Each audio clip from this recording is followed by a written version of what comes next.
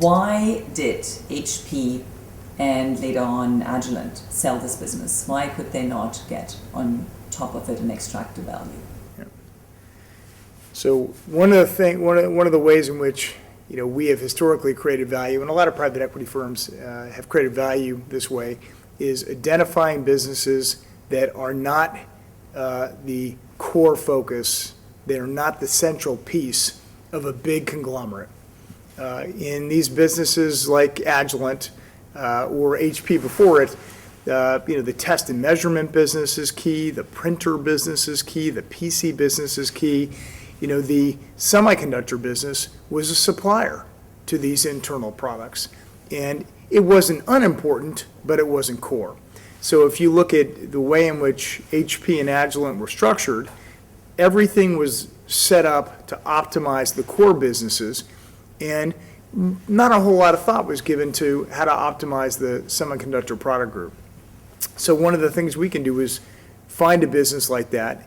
We make it the center of the world, right, the center of the universe, so that the management team has its own board of directors versus being a 15-minute slot on a board agenda. We gear the incentive compensation to that business, and we gear the processes, the systems.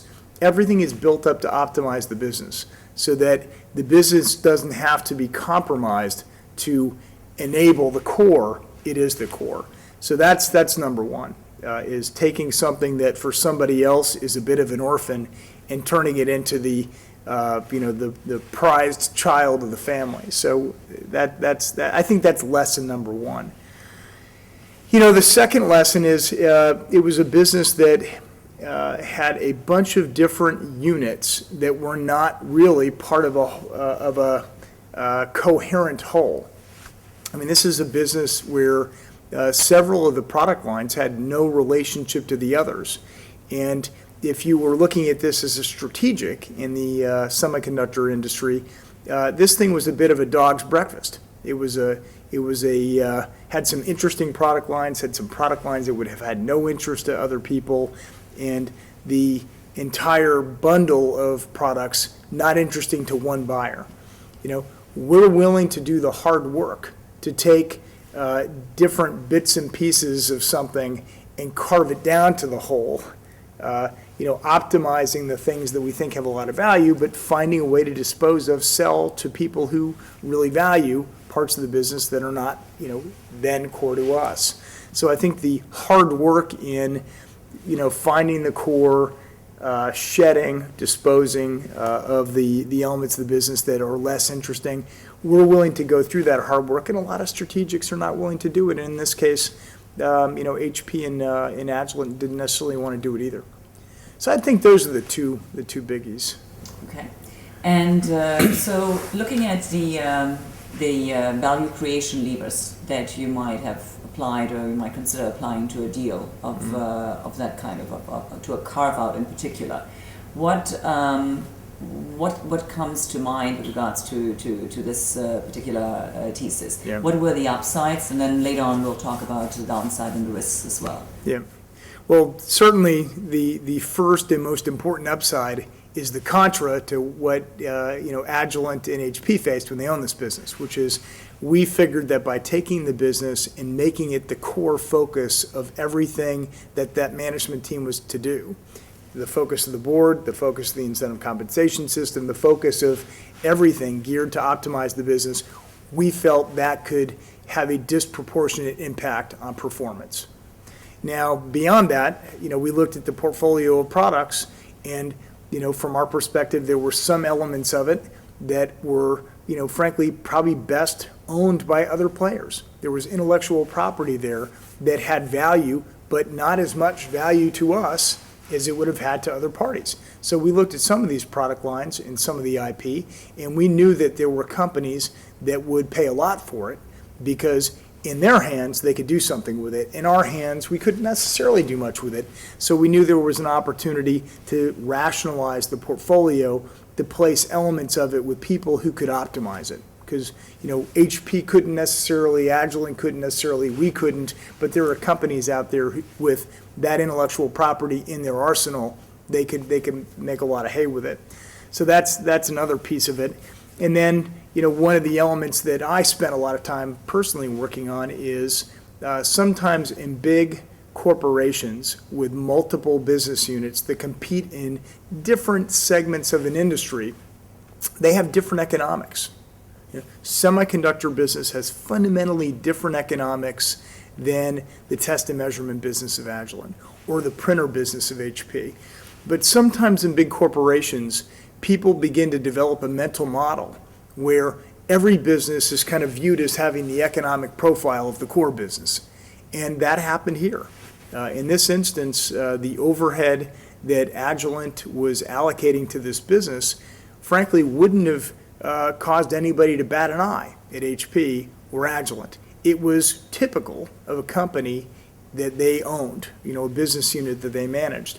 But if you took it and you compared it to any semiconductor business, traded publicly, all the comps, we clearly had an economic model operating inside Agilent that was very different than what you would see in the public arena with pure play semiconductor businesses. So we saw a business that was carrying overhead of 18, 19%, when frankly it should have had probably, 2/3 of that.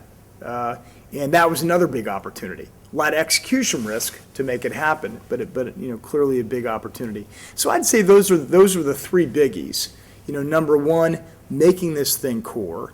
Two, optimizing the value of the portfolio by taking those elements that we thought were core and growing them, giving them the R&D and management attention that they needed to optimize. And then for those pieces of the business that were better owned by other companies, finding the right eventual owner. And then in all of that, running this thing with the right cost structure. It was run with the wrong cost structure previously.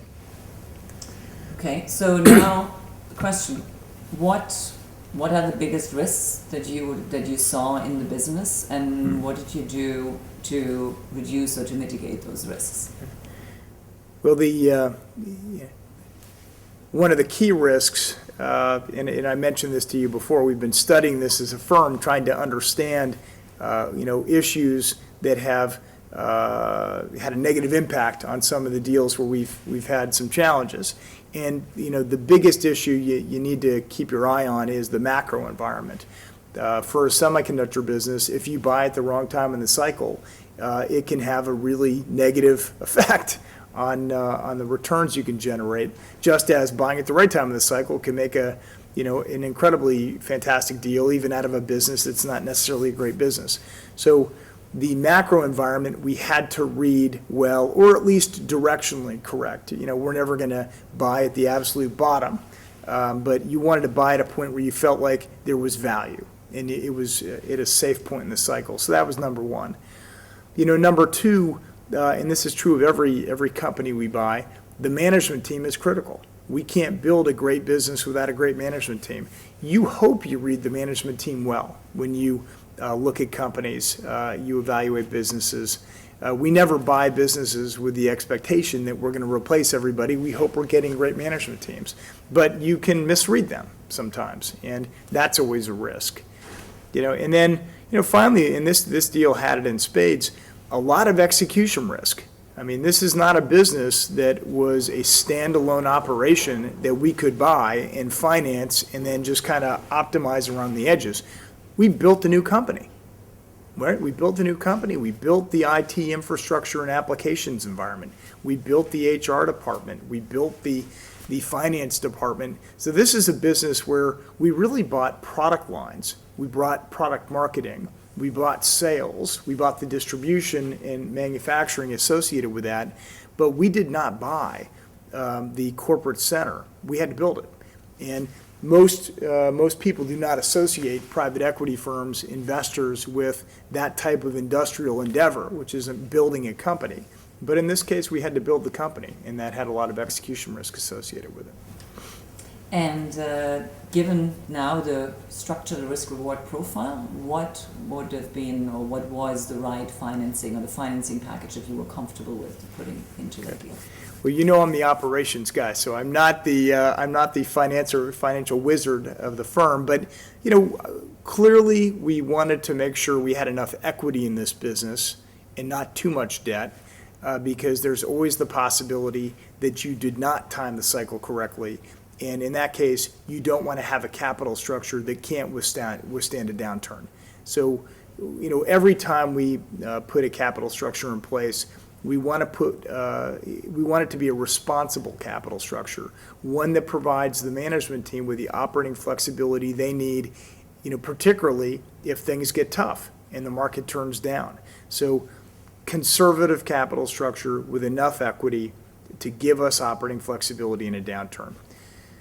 Two, because we anticipated that we might divest some of these assets, we wanted the opportunity to prepay some of our debt early because we anticipated we may generate proceeds early. So we wanted to have, bonds in place that provided us with the flexibility to make prepayments quickly if we were successful with these asset sales. And then there are some other things that typically you see us do, every private equity firm would do, which is, make sure we've got the right mix of fixed and floating rate bonds to manage interest rate risk. But I would say the two biggies here was, appropriate conservatism and flexibility on prepayment and flexibility in what we did with the proceeds of divestitures, because we anticipated there would be a lot of corporate development activity in this deal. And then HP, fundamental in this deal. HP was our customer. HP was our landlord. HP happened to be in some cases, it had possibly rights to intellectual property we plan to run the business with. So the relationship, not just to Agilent, but to HP was critical here. So managing that both constituents in this deal was fundamental. And we obviously were buying the company and hoping to optimize our economics. Agilent was selling the business. They were hoping to optimize their economics. And then in all of this, HP, of course, wanted to try to do what they could to optimize their economics. And in that environment, I think you have the delicate balance of how are you tough enough and how are you disciplined enough to make sure that you defend and realize the value that you think should be yours, particularly after we'd signed up the deal, right? So we were no longer negotiating the purchase price. We really were negotiating the relationships, the nature of the relationships we would have as customer, vendor, landlord, et cetera. And by the same token, you want to make sure you're generous enough and you are partner-like enough that nobody ever feels like there's a win-lose. And I think in this instance, we had to make decisions where Agilent, hopefully would want to do another deal with us, right? We hope that they respect the way that we were a fair dealing company, that we worked constructively with them, respecting their needs, respecting their employees in this process. And I think, frankly, if I offered this up to you as a part of this case, I think you could talk to the people at Agilent today, the people that ran the carve-out, the senior executive team that sold us the company and we negotiated with, and I think that they would tell you that they would be happy to include us in an auction if they were going to sell a business in the future, or even to deal with us on a proprietary basis, because I think even though it was a difficult situation negotiating with them and buying the company, and that creates all the environmental dynamics that could lead to negativity and could lead to bad relationships, I think both parties managed it in a really positive, constructive way, and led to, even though we had a great deal, and if you're Agilent, you wonder whether you left money on the table because we made so much money on this deal. In the end, I think both parties benefited, and both parties certainly treated the other with a lot of respect. So it was a good. I enjoyed working with them, and I think that they enjoy working with us. The sale of the non-core assets. Well, first, our team, the Silver Lake team, we reached very much a common view on what was core and what was non-core. And once that was done, the Silver Lake team in particular had a very good understanding of the natural potential buyers for each of the business units that we collectively viewed as non-core. And between the inward bound calls we got from people who expressed interest in the businesses we owned as the new owner of this company, and our understanding, our collective understanding of the different players in the industry and who might be interested in our product lines, we were very quickly able to narrow down for each business unit to a handful of people that, you know, we could approach. They, in some cases, approached us to talk about these business units. You know, we didn't want to run auctions. We wanted to find the right company that had the right environment for the intellectual property or for the products that we were going to sell. And the PMC Sierra deal for storage, great for them, great for us. The Printer ASICs deal with Marvell, great deal for them, great deal for us. And that was really a function of, you know, our team, and I give a lot of credit to the Silver Lake team, that team understanding the dynamics in the marketplace in terms of who the natural buyers were. And, you know, then us, I think, working swiftly with them once we controlled the company to get to agreements. What did you use the proceeds for? So the proceeds from the sale of those companies were used to delever. In the semiconductor industry, you do not find many companies that have debt. The tech world in general has almost no debt. You know, as Microsoft is sitting on what, you know, a gazillion billion dollars, they don't have any leverage, even though they could have massive leverage on their balance sheet. So, you know, one of the things we knew is that at some point in time, nobody could predict exactly when, but at some point in time, the cycle was going to turn down on you. And when the cycle turned down, we wanted to make sure that we had the appropriate amount of leverage on this business. So to be conservative, to de-risk the business, you know, we immediately paid down some of our debt, returned an equity bridge, and that put us immediately in a strong position financially that allowed us to do the things that we, you know, that have worked well for us. Increase the R&D investment in our wireless business, in our fiber business, you know, do a number of things, and just frankly have the financial strength and wherewithal to play offense versus defense in the marketplace. Can you explain a little bit how the TSAs, the transition service agreements, work and what that is to, you know, what kind of pressure? Yeah. So when you purchase a company that is not going to be, that is not self-sustaining, so it's not a division with all of its own functions, that when you buy a business that is supported by shared services provided from a corporate center, typically you will then enter into transition services agreements, TSAs, with the parent company to provide you with these services. I provide you with payroll. I will fix your desktop PC.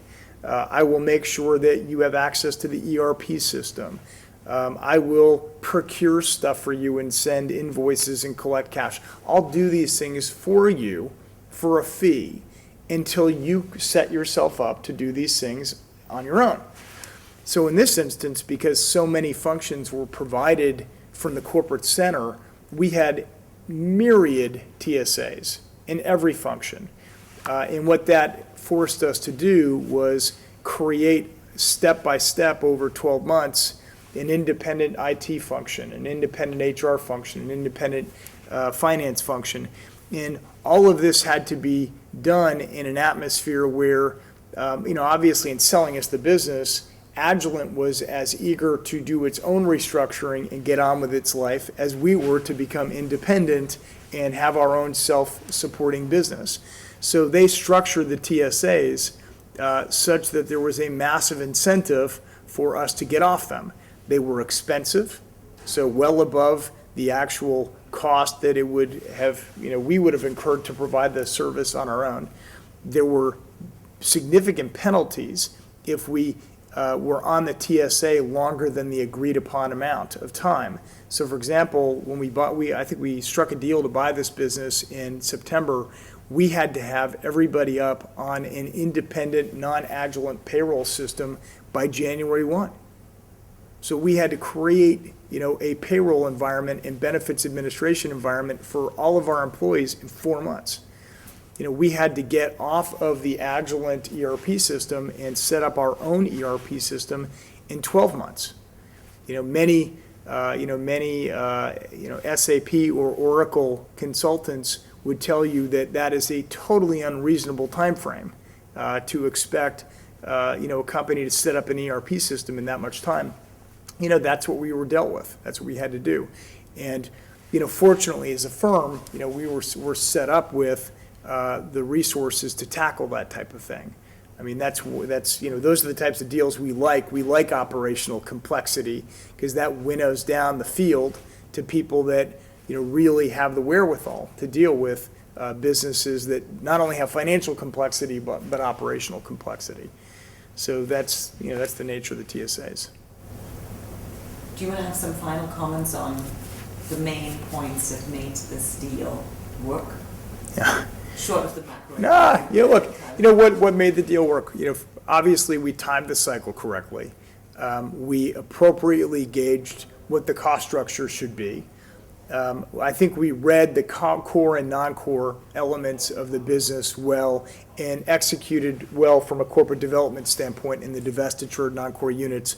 But I mean, the other elements that made this success was we had a great partnership with Silver Lake. They're great partners. We had a common vision for the business. We worked seamlessly as a team. And I think that, our ability to work well as partners ensured that we always had governance of this business that was uniform, no conflict, completely aligned on what we were trying to accomplish. Similarly, we had a very good working relationship with the management team. There were a number of difficult things we had to do together collectively as a team, and because we were all on the same page and we all understood why we were doing these things, we all accepted that challenge and tackled it. So you can't ever underestimate the relationship element of this. The partnership with Silver Lake and the partnership with management was fundamental to this. Had we not all been on the same page, we could have had a different outcome. And then finally, and I think this is just, in life, you either have things go your way sometimes or they go against you. As much as you want to claim all the credit for yourself, sometimes it comes down to luck. And I would say we had some lucky breaks as well. In particular, the wireless business, which we always knew had promise. We never, it has performed beyond, what our greatest hopes were in this business. Brian Ingram, the general manager in that team, they've done a fabulous job. And they would not claim it's luck, but the fact that we were fortunate enough to own the business while they did such a fantastic job, that's nothing we ever baked into a model. And we have been huge beneficiaries of it. So I think every business person needs to understand that, you can't ever abdicate accountability and responsibility for the businesses you manage, but you also can't have so much hubris that you think that you are, the person that's driving all the outcomes. Sometimes you're just in the right place at the right time.